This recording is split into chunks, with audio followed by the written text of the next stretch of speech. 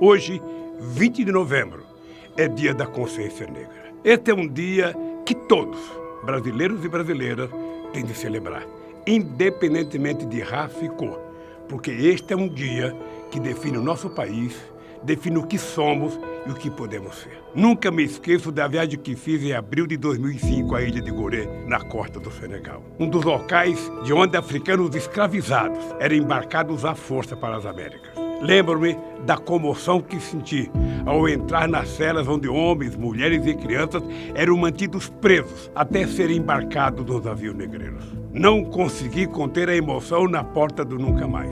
Quem passava por aquela porta era lançado nos porões dos navios rumo às Américas. Nunca mais voltaria à África.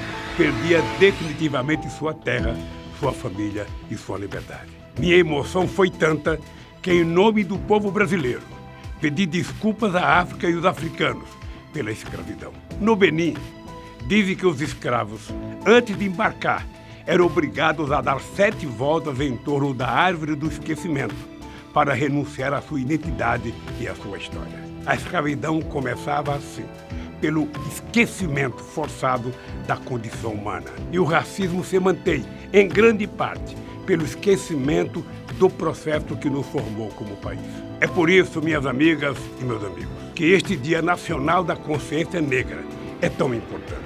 Instituído na data da morte de Zumbi, herói da luta contra a opressão dos colonizadores em Palmares, este dia lembra o que não pode ser esquecido. A data de hoje recorda a terrível realidade da escravidão, mas lembra também o exemplo da luta gloriosa do povo negro por sua libertação. Rememora as noites angustiantes dos navios negreiros, mas lembra também o amanhecer corajoso de Zumbi Dandara em Palmares. Esse dia nos faz também lembrar que o fim da escravidão, longe de representar a libertação do povo negro, deu início a um longo processo de discriminação e exclusão, que está na raiz das desigualdades sociais e raciais do Brasil de hoje. Mas esse dia lembra, sobretudo, a incrível resistência do povo negro contra a escravidão e o racismo. Ele homenageia os esquecidos heróis e heroínas da revolta dos Malês, da revolta do Engenho de Santana, da revolta das Carrancas,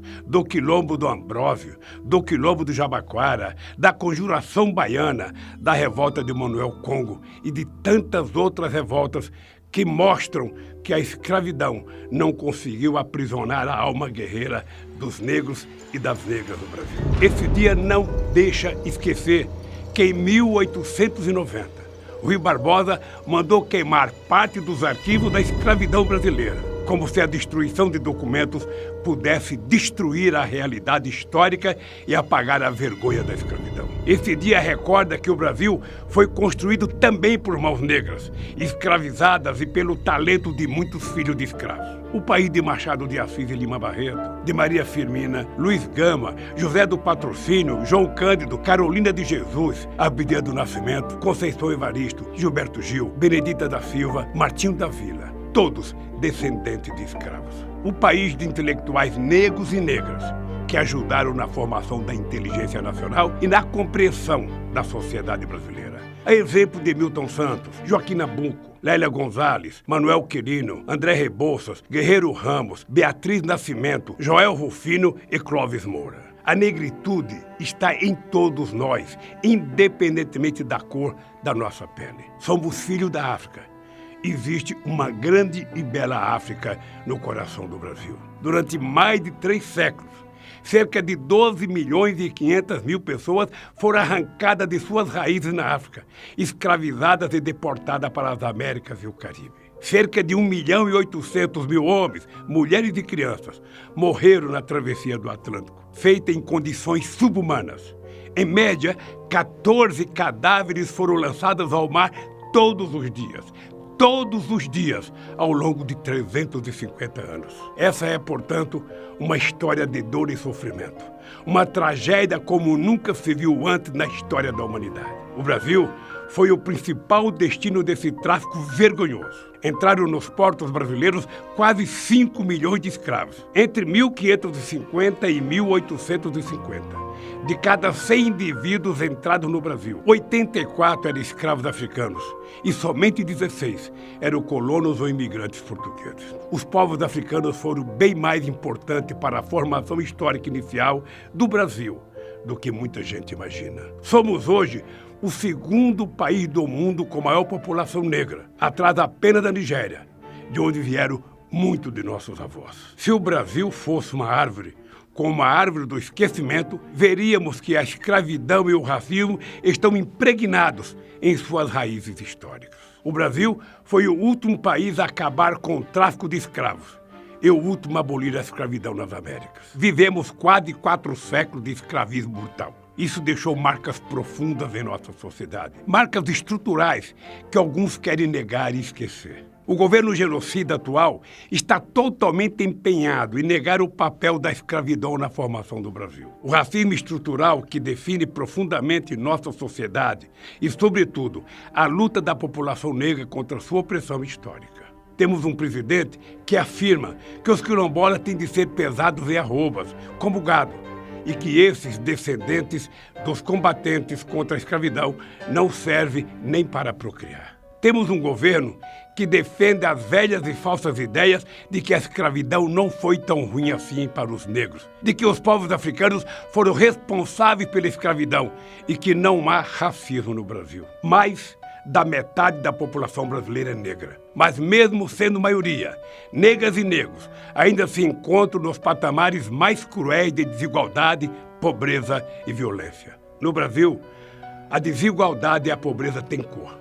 De acordo com o IBGE, quase 1/3 dos negros brasileiros está abaixo da linha da pobreza. Ao passo que entre os brancos esse índice é de cerca de 15%. Na pobreza extrema estão quase 9% dos negros, enquanto esse número entre os brancos é de menos de 4%. Ou seja, meus amigos, as negras e os negros são 2 vezes mais pobres que os brancos. Em nosso país, o desemprego e o subemprego também têm cor. Em 2018, conforme o IBGE, quase 30% da população negra e parda estava desempregada ou subempregada. Entre os brancos, o mesmo índice era de 18%. As mulheres negras são as mais penalizadas pelos processos de exclusão social herdados da escravidão. Mesmo com curso superior, elas ganham a metade do que ganham os homens brancos para exercerem a mesma função. A doença também tem cor. Negras e negros são os que mais adoecem e os que menos têm acesso à saúde. Eles compõem o público mais exposto ao novo coronavírus, devido à sua condição de pobreza, de desemprego, de trabalho informal, de localização em vilas e favelas, sem saneamento básico. Em nosso país, a violência definitivamente tem cor. Ela se abate ferozmente, como o chicote do pelourinho na pele negra. Nos últimos 10 anos, mais de 650 mil pessoas negras foram assassinadas no Brasil. E os negros são quase 80% dos mortos pela polícia. No Brasil, os negros, principalmente os jovens, são vítimas de um genocídio. Um jovem negro corre 3 vezes mais risco de ser assassinado que um jovem branco. Além disso, de cada 3 presos, 2 são negros. Minhas amigas e meus amigos, para as elites brasileiras conservadoras, as vidas negras não contam, são descartáveis, servem apenas como mão de obra barata para um sistema racista profundamente injusto e desigual. Essa realidade terrível e vergonhosa do racismo está entranhada nas relações sociais, na vida cotidiana e nas instituições. O racismo está na forma como enxergamos a sociedade e o mundo. Ele está na crueldade dos preconceitos que impede que vejamos a humanidade comum no diferente. Existe um racismo silencioso e cúmplice, que muitas vezes não se expressa em palavras ofensivas e injuriosas, mas que nega oportunidades à imensa maioria do povo brasileiro com base apenas na cor da pele. Este é, portanto, um racismo corrosivo, que destrói o nosso futuro, porque impede que milhões e milhões de brasileiros realizem plenamente as suas vocações e talentos. Por isso, O racismo desumaniza a todos nós. Por isso precisamos combatê-lo juntos. Esta é uma tarefa de todos e de todas que acreditam e lutam pela democracia e pela justiça social, e não somente dos negros e das negras. Minhas amigas e meus amigos, nos quase 2 anos de encarceramento injusto que passei, pude ler muito sobre a escravidão e o racismo no Brasil. Descobri que o racismo sempre foi uma prática das elites brancas brasileiras para subjugar as pessoas negras e manter a dominação econômica, social, política e racial. Entendi, com as lições do movimento negro, que as pessoas brancas têm uma grande responsabilidade no combate ao racismo, que existe privilégio por ser branco no Brasil e que mesmo a pessoa branca e pobre ainda consegue ser mais protegida do que aquela negra e pobre. Compreendi quão importantes foram as políticas de ações afirmativas e de igualdade racial implementadas no meu governo e no da presidenta Dilma, como a criação do Estatuto da Igualdade Racial, o reconhecimento das terras dos quilombolas e as cotas para o ensino superior e o funcionalismo público, que vem dando grandes oportunidades para que negras e negros do Brasil mostrem sua competência. Mas hoje tenho a certeza de que é necessário fazer muito mais. Se quisermos ter um futuro de justiça e democracia, precisamos combater e superar o racismo. Não basta não ser racistas, precisamos urgentemente ser antirracistas, sem igualdade étnica e racial. Assim como sem igualdade de gêneros, não há democracia de verdade, não há cidadania efetiva e não haverá desenvolvimento. Com racismo, não há sequer soberania. Um Brasil racista será sempre pobre, injusto, pequeno e frágil. Portanto, para se reconstruir e transformar o Brasil como desejamos, precisamos de uma democracia que se assuma antirracista. Em nome da vida de todas e de todos, precisamos superar o racismo. Esse Dia Nacional da Consciência Negra serve também para nos lembrar que os negros, na verdade, jamais foram subjugados pela escravidão. Que o povo negro não é o que a escravidão e o racismo fazem dele. Que ele é muito maior e mais forte do que isso, que as elites deste país tentaram lhes impor ao longo dos séculos. O grande Nelson Mandela escreveu: ninguém nasce odiando outra pessoa pela cor da sua pele, por sua origem ou ainda por sua religião. Para odiar, as pessoas precisam aprender.